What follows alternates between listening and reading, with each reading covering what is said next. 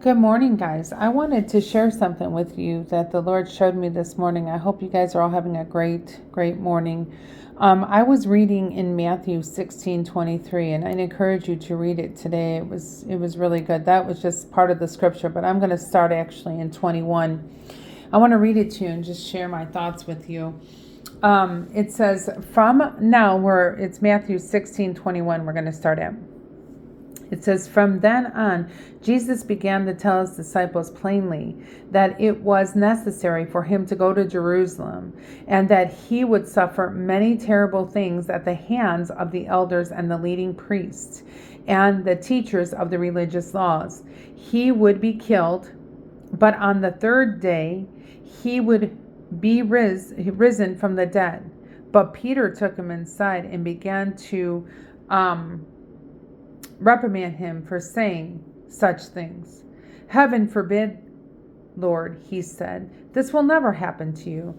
And Jesus turned to Peter and said, get away from me, Satan. You are a dangerous trap for me. You are seeing things merely from your own point of view and not from God's.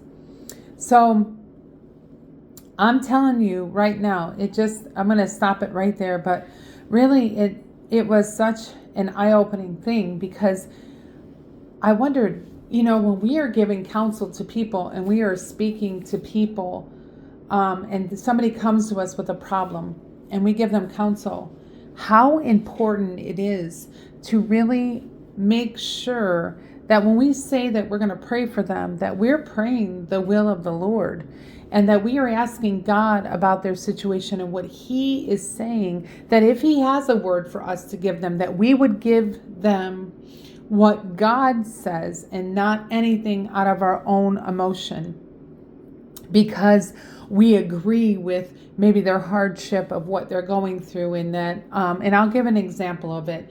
But we need to be very, very careful and cautious on where and how we are instructing a believer, a brother, a sister, and giving them advice. That not only are we leading them and telling them to seek the Lord and ask the Lord for the direction and to listen closely to what he is saying and not to move in emotion, but that we, out of our emotion, because sometimes our friends can be very, very close to us and they be going through a really bad situation. Say it's with family, and you're like, oh yeah, that's not right. It's not okay to be going through that. And you start to agree with that person. Well, if the Lord is trying to do something in that family, and say your advice to them is leading them away from the family, instead of leading them to pray in a certain way or wait on the Lord and not to make any drastic decision, but you give them advice from your emotions saying, yeah, that's right, you shouldn't be doing that. I agree with you. You know what? You don't deserve that. You don't need that. You don't need to take that.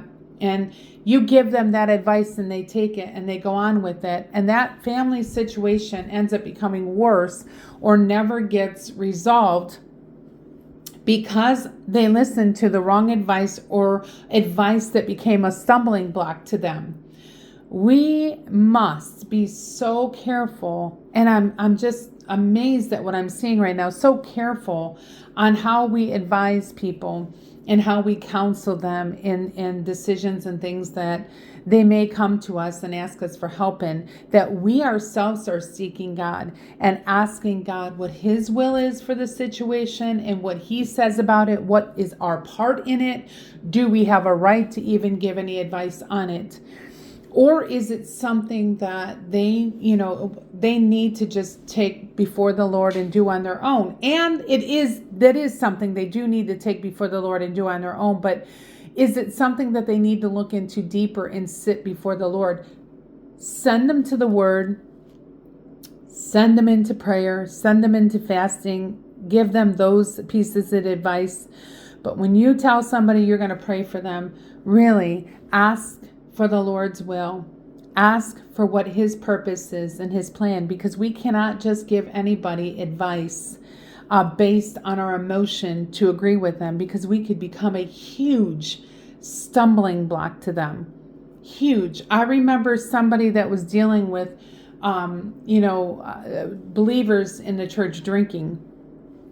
And they were like, well, they're doing it. Like, if we're not getting drunk, and it's just a couple glasses, what's the big deal?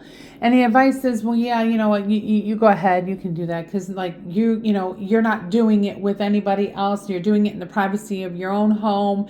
And it's okay. But that later on could become a stumbling block for them.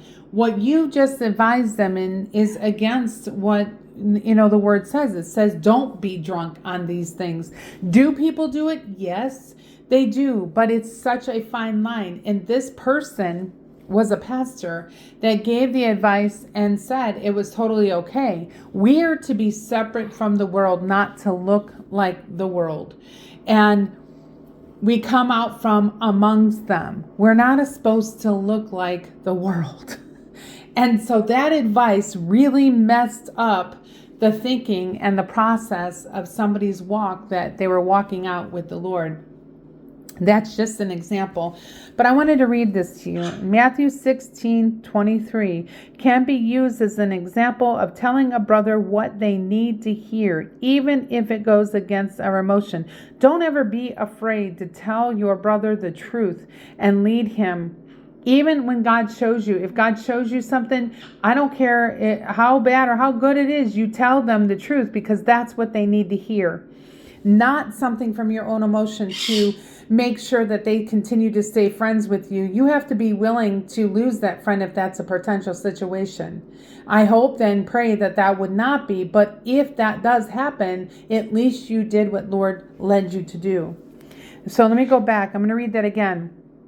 It can be used as an example of telling a brother what they need to hear, even if it goes against our emotions. Peter's initial reaction, driven by human reasoning and emotion, was rebuked by Jesus because it was hindering God's plan. This highlights the importance of discerning between God's will and our own thoughts and emotions when we are communicating with others.